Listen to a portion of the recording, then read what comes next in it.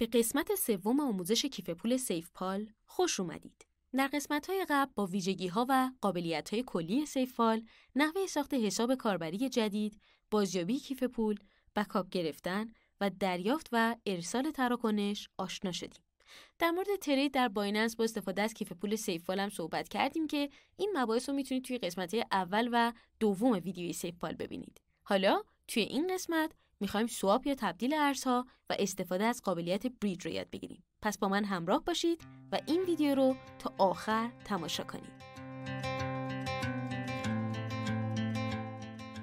سلام، اینجا ارزدیجیتال.com و به یه ویدیوی آموزشی دیگه درباره کیف پول سیفپال خوش اومدید. قبل از هر چیز مجدداً این نکته رو یادآوری میکنم که ارز دیجیتال استفاده از هیچ کیف پول و سرویسی رو به کاربرا توصیه نمیکنه و فقط در مورد سرویس‌های مختلف به کاربرا آموزش میده. پس امیدوارم مطالبی که در این ویدیو و ویدیوهای دیگه گفته میشه براتون مفید باشه. قبل از اینکه تبدیل ارزها در سیفپال رو یاد بگیریم، اجازه بدید چند تا مفهوم اساسی رو براتون توضیح بدم.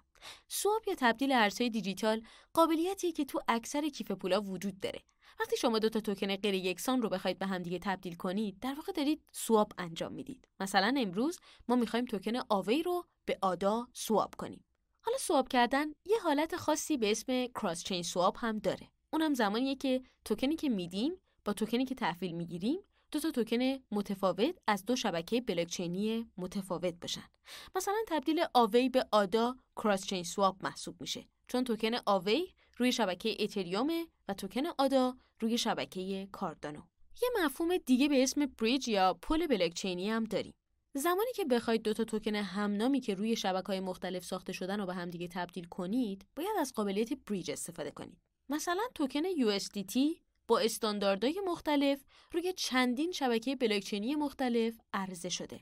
اما همه این توکن‌ها همون تترن و ارزششون هم یکسانه. زمانی که شما بخواید تتر ERC20 رو به تتر BEP20 یا TRC20 تبدیل کنید، میتونید از قابلیت بریج استفاده کنید. یه فرق دیگه‌ای که سواب با بریج داره تو بحث کارمزد هاست. زمانی که شما یه سواب اوردر ثبت میکنید، باید کارمزد تراکنش روی شبکه مبدا و مقصد و همینطور کارمزد تبدیل سیفپال که 0.3% از ارزش کل سواب هست رو پرداخت کنید.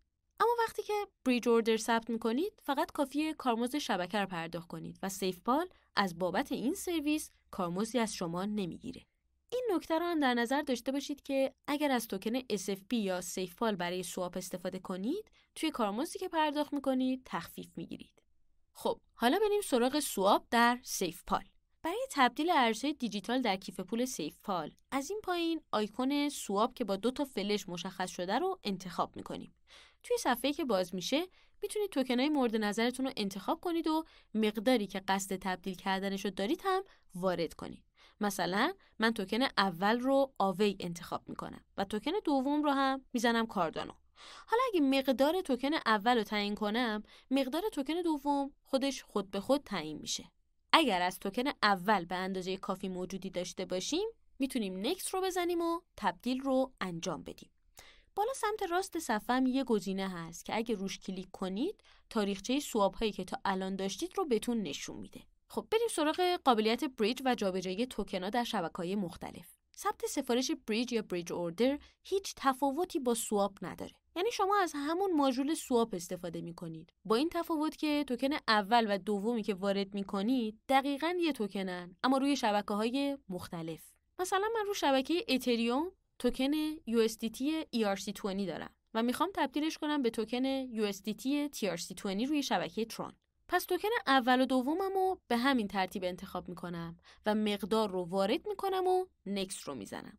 همونطور که قبلا گفتم، توی این حالت دیگه لازم نیست کارمزد سیفپال رو بدیم. فقط کارمزد شبکه رو پرداخت میکنیم.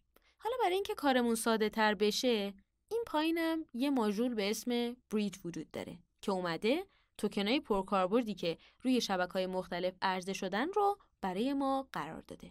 مثلا اگه روی USDT بزنید، تمام حالتهای تبدیل USDT رو شبکه‌های مختلف اینجا هست و هر کدومشونه که انتخاب کنید میبینید که توی ماژول سواب ثبت میشه و فقط باید مقدارش رو وارد کنید. به همین راحتی. زمان انجام سواب هم به ترافیک شبکه بستگی داره و ممکنه چند دقیقه طول بکشه. به محض اتمام سفارش من میتونم ارز دریافت شده رو توی کیف پولم مشاهده کنم. اینم از آموزش سواب و بریج در کیف پول سیفپال. حتما تجربیات و سوالاتتون رو با ما به اشتراک بذارید و اگه از این ویدیو خوشتون اومده سری به وبسایت arzdigital.com یا صفحه رسمی ما در شبکه‌های اجتماعی بزنید تا باقی ویدیوهامون رو هم تماشا کنید.